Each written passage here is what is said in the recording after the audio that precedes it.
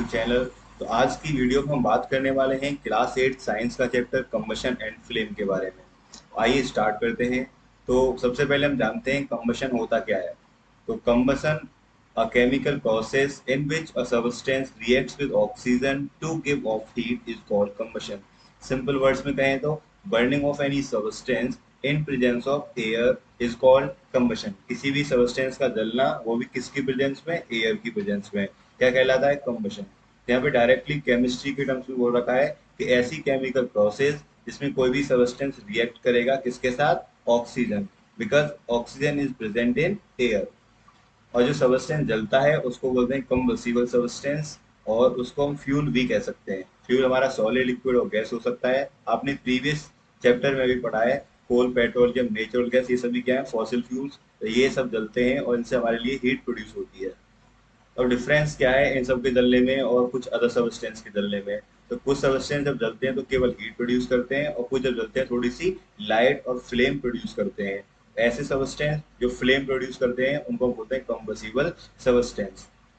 Now example जब बात करें तो आपकी एक एक्टिविटी दे रखी है, इसमें हमको बताना है कौन सा सबस्टेंस कम्बसिबल है, कौन सा नॉन कम्बसिबल। पहले पता करते हैं कम्बसिबल क्या होते हैं। तो कम्बसिबल सबस्टेंस वो सबस्टेंस होते हैं जो आसानी से जल जाए, नॉन कम्बसिबल जो आसानी से ना जले।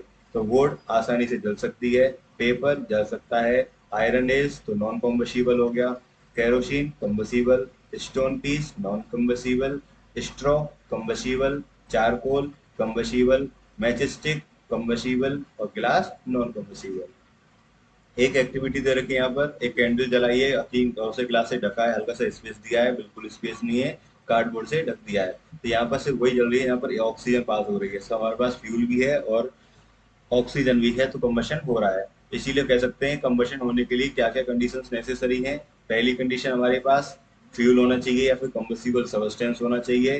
दूसरी कंडीशन हमारे पास क्या होना चाहिए, ऑक्सीजन होनी चाहिए, इन प्रेजेंस ऑफ ऑक्सीजन। तीसरा हमें उस टेम्परेचर तक हीट करना है जहाँ पर सबस्टेंस फायर को पकड़ ले, तो वो टेम्परेचर को बोलते हैं हम ignition temperature. The lowest temperature at which a substance catches fire is called its ignition temperature. तो हमको यहाँ से तीन चीजें पता पड़ी। यहाँ भी हमें कंबशन कराना है तो कंबशन के लिए एक तो सबस्टेंस जरूरी है, प्लस दूसरा supporter of oxygen, sorry supporter of combustion जिसे हम ऑक्सीजन कहते हैं वो जरूरी है, और तीसरा उसे हम सबस्टेंस को हीट करेंगे इग्निशन टेम्परेचर तक। वहीं पर हम बात करते हैं वर्किंग ऑफ मैचस्टिक। मैचस्टिक कैसे काम करती है। मैचस्टिक के ऊपर एक स्टिक होती है, उसके अंदर एक मसाला लगा होता है। जो मसाला होता है वो सॉल्यूशन होता है, कंपाउंड होता है antimony trisulphide plus potassium chlorate का। और साइड में होती है एक रबिंग सरफेस, वहां पर हम इसको तिल्ली को, माचिस की तिल्ली बोलते हैं इसे, वहां पर इसे हम रब करते हैं। रब कर इस पर क्या लगा होता है, रेड फॉस्फोरस लगा होता है और थोड़ा सा गिलास के पार्टिकल्स होते हैं। तो जब इससे रब करते हैं तो आग प्रोड्यूस होती है।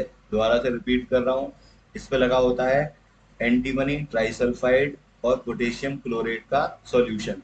यहाँ पर इस पे होती है रेड फॉस्फोरस और गिलास हल्का सा। तो हम कह सकते हैं किसी भी सब्सटेंस को अगर जलाना है तो उसको हमें इग्निशन टेम्परेचर तक हीट करना पड़ेगा।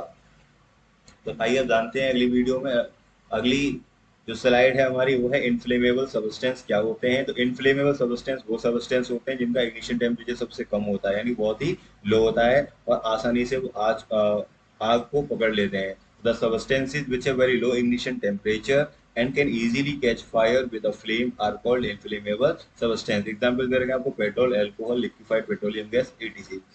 तो ऐसे सबस्टेंस जो आसानी से आग पकड़ रहे हैं, इसका मतलब उनका इग्निशन टेम्परेचर सबसे कम है, थोड़ा सा ही है, और वो आसानी से आग पकड़ पा रहे हैं, तो हम इनफ्लेमेबल सबस्टेंस बोलेंगे। एग्जाम्पल साथ में दे रखे हैं। तो हम कंट्रोल कैसे कर सकते हैं आग को। तो कंट्रोल करने के लिए जो कंडीशंस नेसेसरी थी उनमें से किसी भी कंडीशन को अगर हम हटा दें तो आग कंट्रोल करी जा सकती है। यानी उस सबस्टेंस को हटा दो इसमें आग लगी है, दूसरा वहां से ऑक्सीजन की सप्लाई को कट कर दो, तीसरा उसका टेम्परेचर थोड़ा सा लो कर दो। तो ये तीनों जो प्रोसेस हैं वो कंडीशंस थी कंबशन की, उन्हीं में से हटाने से हम कर पा रहे हैं। और जो नेचुरली हम जो कर सकते हैं वो ये है, एक्सटिंग्विशर जो होते हैं, फायर एक्सटिंग्विशर इस्तेमाल करते हैं, soda acid type fire extinguisher का, ये हर एक जगह आपको देखने को मिल जाएगा। इसके अंदर एक कंपाउंड रहता है, वो कंपाउंड क्या होता है, सोडियम कार्बोनेट हो गया या फिर पोटेशियम कार्बोनेट हो गया। ये दे रखा है आपको यहाँ पर। पोटेशियम बाइकार्बोनेट या तो सोडियम बाइकार्बोनेट जब रिएक्ट करता है एसिड के साथ में तो ये CO2 रिलीज करता है। अब CO2 जो है उसको हम बेस्ट एक्सटिंग्विशर के नाम से जानते हैं, वो इसीलिए बिकॉज CO2 जो होती है वो ऑक्सीजन से हैवी होती है, तो ऑक्सीजन के ऊपर अपनी एक लेयर बना देती है और सप्लाई कट हो जाती है वहां से एयर की या ऑक्सीजन की, तो वहां से बर्निंग भी स्टॉप हो जाती है। और प्लस CO2 को हम इस्तेमाल कहाँ पे कर सकते हैं, इलेक्ट्रिकल इक्विपमेंट्स में आग लगती है, या फिर इनफ्लेमेबल सब्सटेंस में आग लगती है, या फिर ऑयल्स एंड पेट्रोल्स में आग लगती है। इनकी जगह वाटर वगैरह इस्तेमाल नहीं किया जा सकता, बिकॉज वाटर जो होता है वो थोड़ा सा हार्मफुल हो सकता है। इलेक्ट्रिकल इक्विपमेंट जब आग लगती है तो वाटर क्या करता है, वो इलेक्ट्रिसिटी कंडक्ट करके वो जो लोग आग बुझाने की कोशिश कर रहे हैं उनको उल्टा नुकसान पहुंचा सकता है। इसीलिए CO2 को जो बेस्ट एक्सटिंग्विशर का नाम से जाना जाता है। अब कंबशन के टाइप की बात करें तो पहला कंबशन है हमारा रैपिड कंबशन, दूसरा है स्पॉन्टेनियस और तीसरा है एक्सप्लोजन। तो रैपिड का मतलब होता है ऐसे सब्सटेंस जो आसानी से जल जाएं प्लस तेजी से जलें और हीट और लाइट प्रोड्यूस करें। हमारी बर्निंग ऑफ गैसेज हो गया, जैसे LPG हो गई, वो गैस प्रोड्यूस करती है, लाइट प्रोड्यूस करती है, हीट प्रोड्यूस करती है, आसानी से जल जाती है, तो उसको रैपिड कंबशन बोलेंगे। एक कुछ सब्सटेंस ऐसे हैं जो खुद से अचानक से जल जाते हैं बिना हमारे एफर्ट्स लगाए हुए, उस प्रोसेस को बोलते हैं स्पॉन्टेनियस कंबशन। उसका एग्जाम्पल है हमारा फॉस्फोरस, अगर आप उसे एयर में रख दोगे तो एयर की प्रेजेंस में वो अपने आप से जल जाएगा। तो ऐसा कंबशन जहाँ पर सब्सटेंस अपने आप से जल जाए विदाउट एनी एक्सटर्नल एफर्ट्स, उसको बोलते हैं स्पॉन्टेनियस कंबशन।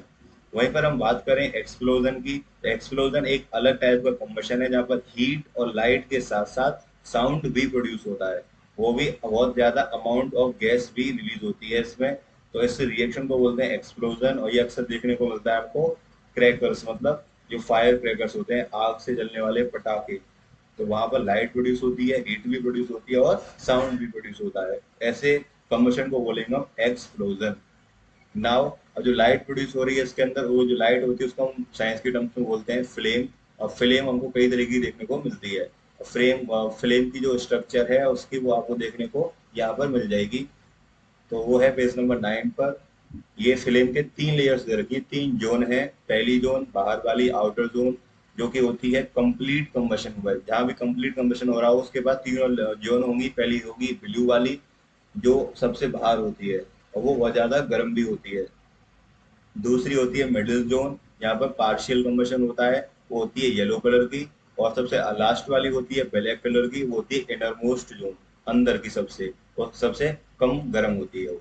ये डिफरेंट डिफरेंट जोन्स हैं कैंडल के, याद कर लेना। सबसे बाहर वाली ब्लू, बीच वाली येलो और अंदर वाली ब्लैक। तो ब्लैक होगी वो सबसे कम गर्म होगी, येलो थोड़ी सी ज्यादा गर्म होगी उससे, लेकिन ब्लू वाली होती है वो सबसे ज्यादा गर्म होती है। अब फ्यूल क्या होता है, फ्यूल एक ऐसा सबस्टेंस जो आसानी से जल जाए यानी कंबसिबल होना चाहिए, प्लस वो आसानी से मिल जाए, सस्ता होना चाहिए और आसानी से जल जाए और large amount of heat produce करे। लेकिन ऐसा फ्यूल बहुत ही कम देखने को मिलते हैं। ना फ्यूल की एफिशिएंसी, कौन सा फ्यूल अच्छा है कौन सा फ्यूल खराब है, वो डिपेंड करता है उसकी कैलोरीफिक वैल्यू पर। तो कैलोरीफिक वैल्यू क्या होती है, तो the amount of heat energy produced on complete combustion of 1 kilogram of fuel. किसी भी सब्सटेंस को, यानी किसी भी सब्सटेंस को हमने 1 किलोग्राम लिया है, उसे जलाने पर कितनी हीट प्रोड्यूस हो रही है वो उसकी कैलोरीफिक वैल्यू कहलाएगी। जो कैलोरीफिक वैल्यू होती है किसी भी फ्यूल की, उसकी एक यूनिट होती है किलो जूल पर किलोग्राम। क्या होती है, किलो जूल पर किलोग्राम डिनोट करेंगे ऐसे। ये डिफरेंट डिफरेंट फ्यूल्स की कैलोरीफिक वैल्यूज दे रखी है, एक बार आप अच्छे से रिवाइज कर लेना।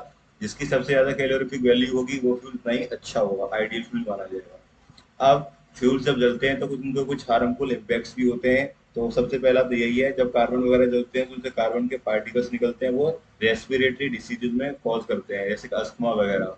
दूसरा, जहाँ पे इनकम्प्लीट कम्बशन होता है वहां से कार्बन मोनोऑक्साइड गैस रिलीज होती है। कौन सी गैस रिलीज होती है, कार्बन मोनोऑक्साइड गैस, जो बहुत ही पॉइजनस गैस है और डेंजरस भी है, इससे लोगों की जान भी जा सकती है। उसके अलावा फिर तीसरा है, जब कम्बशन होता है ज्यादातर फ्यूल्स का तो वहां से CO2 तो रिलीज होनी होनी है ही है। और CO2 जब रिलीज होती है तो उससे कार्बन डाइऑक्साइड की कंसेंट्रेशन इंक्रीज होती है। तो उसको बोलते हैं हम ग्लोबल वार्मिंग। ग्लोबल वार्मिंग का मतलब है rise in the temperature of the atmosphere of the earth. यहाँ से हमारी जो फ्लड्स वगैरह, बाढ़ वगैरह आने के चांसेस भी होते हैं, मेल्टिंग भी हो जाती है ग्लेशियर्स वगैरह की। नाउ चौथा है इसका impact, harmful impact. Burning of coal and diesel releases sulphur dioxide gas, extremely suffocating और कोरोसिव होती है। और जब ये पानी से मतलब रेन वाटर के साथ में रिएक्ट करते हैं तो एसिड बनाते हैं और उस रेन को बोलते हैं हम एसिड रेन। जो हार्मफुल है क्रॉप्स, बिल्डिंग और सॉइल के लिए। उसका एग्जाम्पल देखने को मिल रहा है आगरा ताजमहल के ऊपर, वो उसका कलर थोड़ा सा फेड होता जा रहा है, येलो कलर होता जा रहा है। नाउ हमें इम्पैक्ट्स हो रहे हैं तो उनको थोड़ा वो सही तो करा जाएगा। उसको हमने रिप्लेस किया है, जो कोल पेट्रोलियम डीजल जो होते हैं उनको रिप्लेस करा गया है। व्हीकल्स के अंदर स्पेसिफिकली सीएनजी को इस्तेमाल किया जा रहा है now days in place of petrol and diesel. CNG क्या है? कंप्रेस्ड नेचुरल गैस, इसका मेन कॉन्स्टिट्यूएंट मीथेन है। और इसको क्यों इस्तेमाल किया जाता है? Because it is a cleaner fuel and least polluting. तो यहाँ तक हमारा था चैप्टर के बारे में, बहुत ही जल्दी हमने खत्म किया है। एक बार आप जल्दी से सुन लेना चैप्टर को, फिर इसके क्वेश्चन एंड आंसर्स करना। मिलते हैं नेक्स्ट वीडियो में, टिल देन बाय बाय।